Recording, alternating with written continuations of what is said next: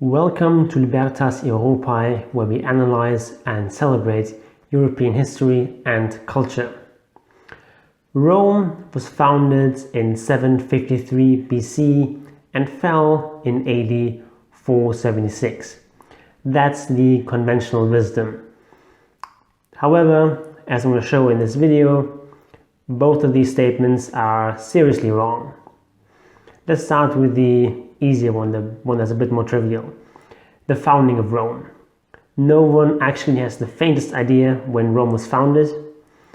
Even the ancient Romans weren't quite sure when the city was founded. There were various different stories about exactly in what year it was founded. They knew the exact date in the year, but as for the year, there were different accounts, and this traditional date of 753 is not even that traditional. Even the Romans only decided really late that this 753 should be the traditional date. Now, why don't we know when Rome was founded? Well, because it's all obscured in the mists of prehistory. It's not even clear whether there really was such a thing as a founding. There are different accounts here of what might have happened. We know that there were settlements around the area of modern Rome that go back considerably farther than 753 BC, maybe to 1000 BC, maybe even much older than that. So the question then, is that Rome, or is it just some village that just happened to be in roughly the same spot? What exactly do we count as the founding of Rome? One theory is that there never really was a founding, rather it was just sort of a gradual process that eventually led to the city of Rome, but there isn't any sort of discrete point where we can say this is where it ceases to be a village and becomes the city of Rome. Also, there were several different settlements in this area. Was it the case that there was this one settlement, which we might call Rome, that gradually absorbed the other ones, conquered them, or in some other way absorbed them into their own state? Or was it rather just that these different villages just decided at some point to form some sort of league or alliance, and that this then becomes Rome? We just don't know enough. But what we do know is that this date 753 is just complete fiction. It might conceivably be roughly at this point where Rome as a political unit starts. Maybe that's when the monarchy starts, who knows? But it's really complete speculation. And I think most of the people are aware that this 753 date is really more myth than history. But there's still a lot of people, even serious historians, who would still defend this date of 476 as the date when Rome fell. Now, what do we mean by that? What actually happened in 476? In 476, the barbarian chieftain, we don't know exactly what his nationality was. Perhaps he was a Thuringian. Anyway, his name is Odoacer or Odoacer.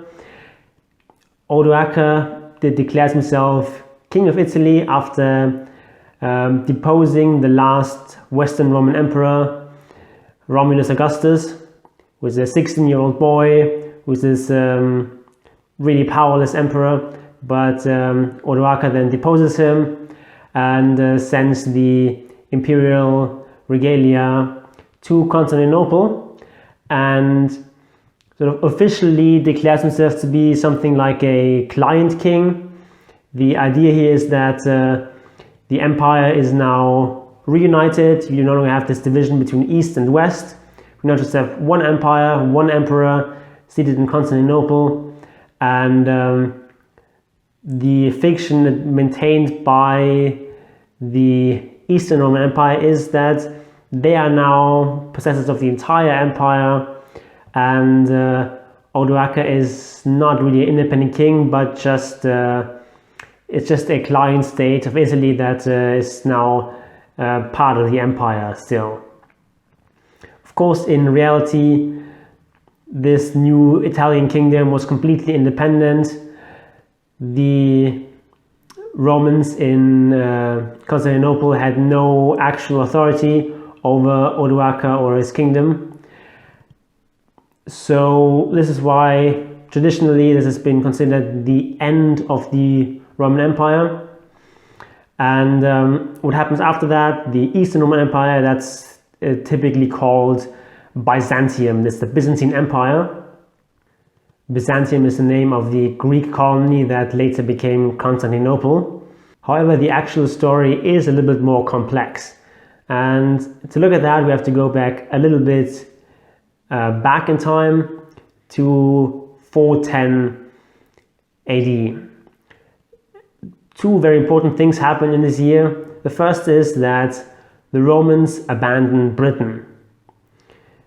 And the second is that Alaric, the king of the Visigoths, conquers Rome, sacks the city, and then leaves again after a bit. This is the first time that Rome has been conquered by a foreigner in 800 years. So this was a very traumatic event for the Romans, and it sort of signaled the beginning of the end. Then a little bit later in 439, the Vandals conquer the Roman provinces in North Africa. This was a very severe blow for the empire because the African provinces were enormously profitable. The Romans only had to leave a very, very light garrison there, single legion, and these provinces produced a lot of grain, which was then shipped to Rome and to Italy. So the loss of Africa put the empire into serious financial troubles. Then in 455, Gaiseric, the king of the Vandals and the Alans, sacks Rome. So Rome again is sacked, just 45 years later. And then between the period of 467 and 76, the entire rest of the empire crumbles away.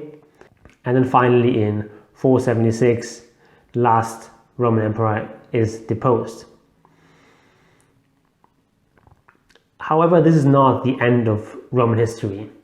So first of all, we have to look at a distinction between central Romanness and local Romanness, which are terms that I've taken from Peter Heather's book, The Fall of the Roman Empire.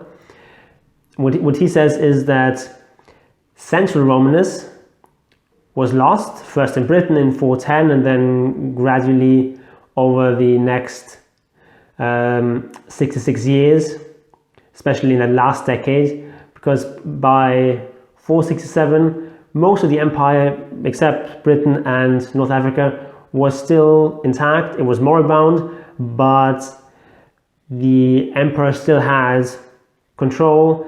All these provinces still formally owed allegiance to the emperor. But then in this very short period of less than a decade, it all crumbles away. So this 476 date is definitely significant, but it really only marks the end of central Romanness in the West. We no longer have this hierarchical relationship in the empire. These places are no longer part of this formal structure of the empire. Central Romanness is gone, but local Romanness remains. A lot of these places in the empire are actually governed on very Roman principles. You have a lot of cities that function more or less like a miniature version of the Roman Republic, where they elect their own magistrates and they have something like a senate, and they have assemblies of their citizens who elect officials. And all of this, or much of this, still remains after these provinces cease being part of the empire.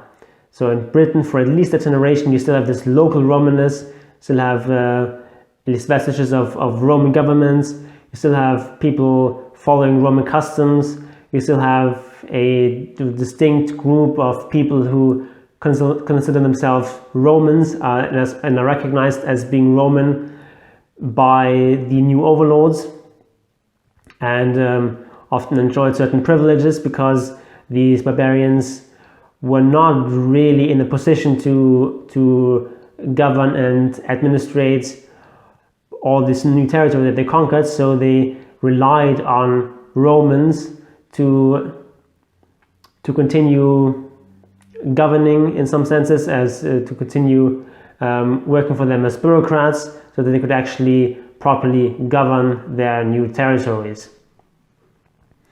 So this local Romanist remains after central Romanist is gone.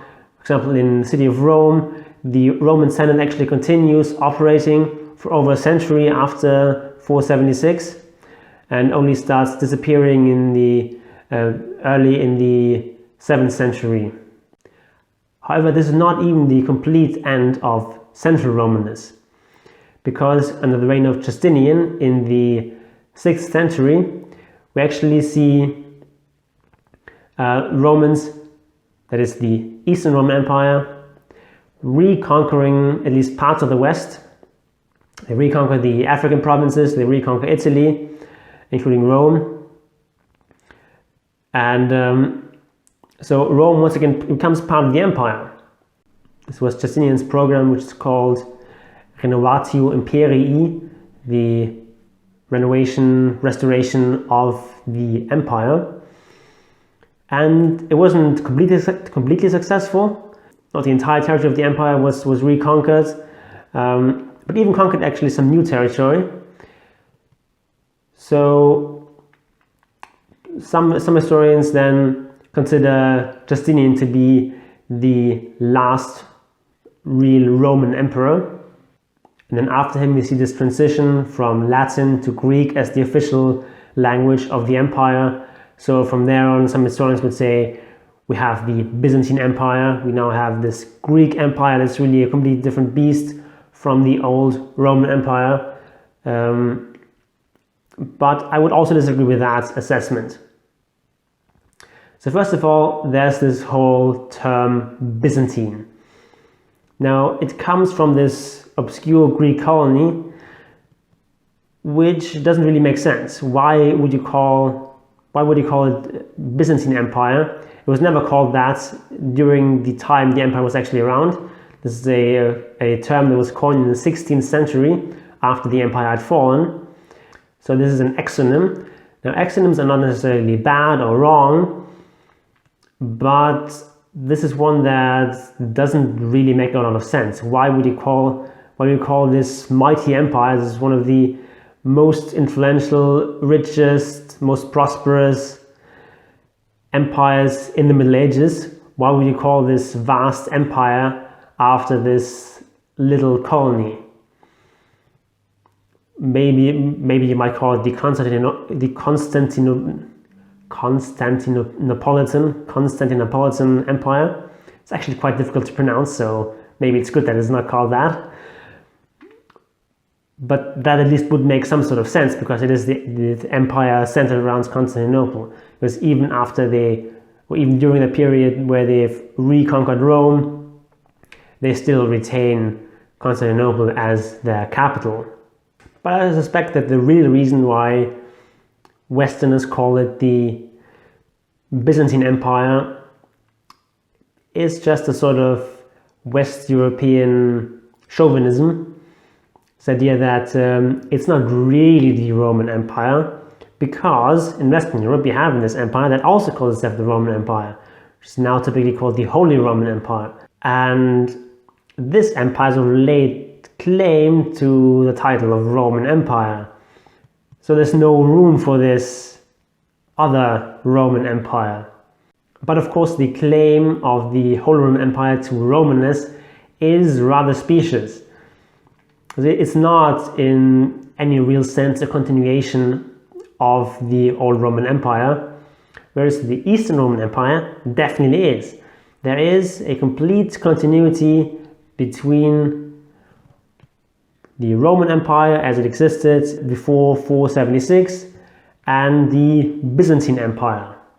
You have an unbroken succession of emperors ruling from Constantinople, and what happened in 476 and the half century before that is really just that the empire lost some territory.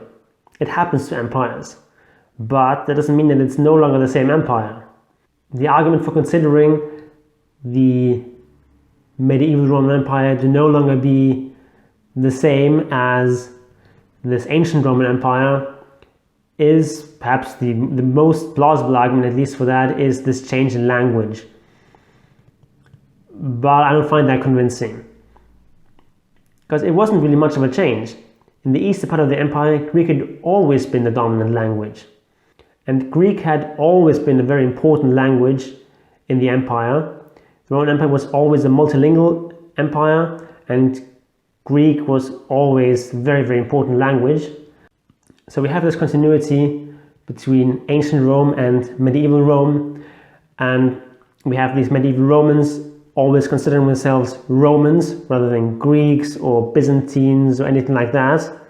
They were Romans. They called themselves Romans. The other people around the Eastern Mediterranean, the various Muslim cultures, the Persians and so on, they called them Romans. They were Romans. And even after the empire fell in 1453, after being conquered by the Ottoman Turks, the people still considered themselves to be Roman. If you went in a time machine to the 18th or early 19th century to Greece and asked people what sort of nationality they are, they would have told you we're Romans. They wouldn't have said Greek.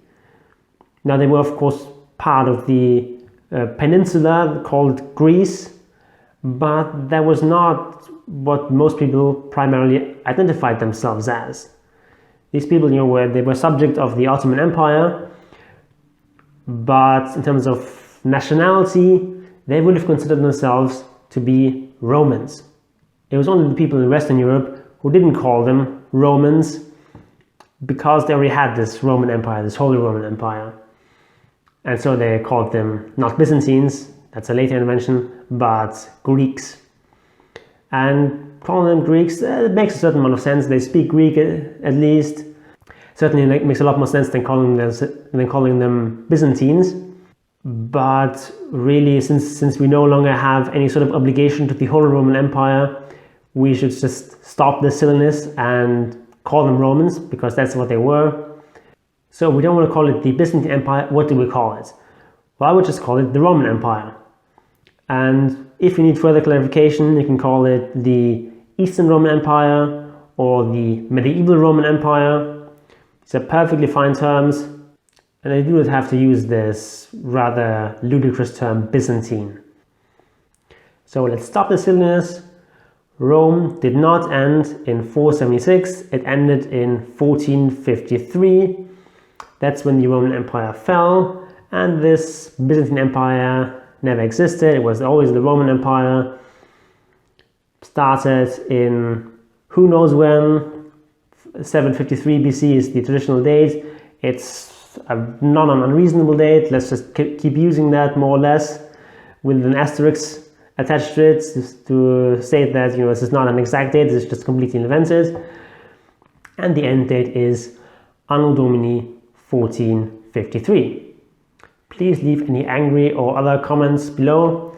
If you like this video, give it a thumbs up, and if you want to see more and similar videos in the future, please subscribe to my channel. Thank you all for watching. Walete.